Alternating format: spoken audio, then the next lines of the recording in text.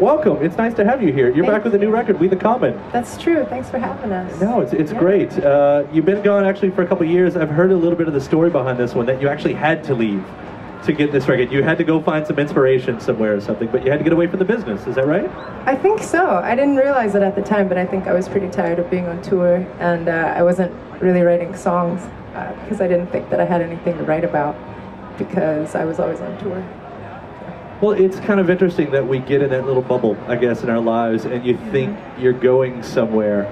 It feels like you're going somewhere, and you turn around and it's like, I haven't, what have I done? Just gone to the same rest area like 17 times in every state. Yeah, well, that's a book. That's a book in itself. It's kind of a gross book. I won't write it, but someone could. So what do you do then? What do you do when you get off the road and you're out there and you've got to try to figure out, I got to find the music in. I got to find what this next record's even going to be about. Yeah, well, for a while it was nice to think that maybe I wouldn't write another record. And so, right? Yeah, to just completely release myself of that pressure was nice. And it was a very transitional period because I was moving, it ended up, we were moving labels, moving management. So it was nice to not think about it at all and sort of be a part of my own life and become more a part of my community and see my friends and visit my family. But you can't stay gone for too long. I could not. How could I stay away from these shining faces? No, we become slaves to it, and I think maybe you have to be, I guess, a creative person to kind of get that you just can't quit it in the end. There was even a point where you didn't go right back into music. You went on tour with Radiolab, is that right? That's right. Yeah, it was amazing. Those guys are incredible, and I was a big fan of their podcasts, of course, and to be a part of learning on that high of a level, with thousands of really excited science geeks. No, I mean, it was actually, we were all science geeks, but every city we went to is people incredibly enthusiastic and in awe of science and the way they present it and the way they popularize learning is really inspiring. I mean, it's one of the greatest radio shows out there. What exactly were you doing with them? Because this is a touring version of Radiolab. It was a touring version of Radiolab, and there was this one episode about darkness that we basically brought to life, and we were providing the live score. And Jason was with me the whole time, and Adam and Johanna were also sat in on some shows.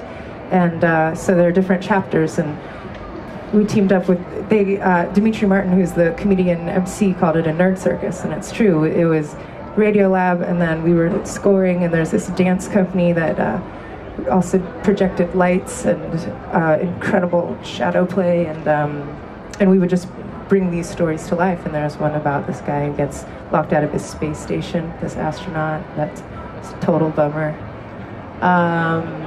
There's one about what it's like to be blind. That also kind of sucks.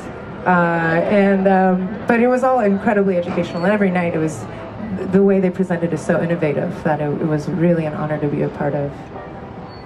So what is the moment then where you say, nah, I can do it, I want to do it, I want to get back in? What is it? I mean, I can't imagine it was just the nerd circus that's pulling you back in. I think it was the way I was becoming involved in my community and the people I was meeting, and I just started writing songs again, and then I thought, I would like to share these again.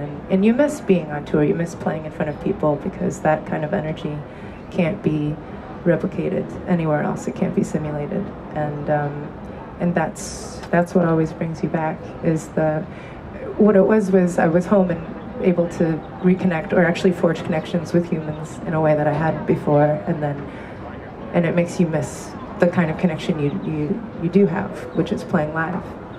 I feel like we missed an opportunity to bring up the documentary that just went out, I believe, on Google about New Orleans.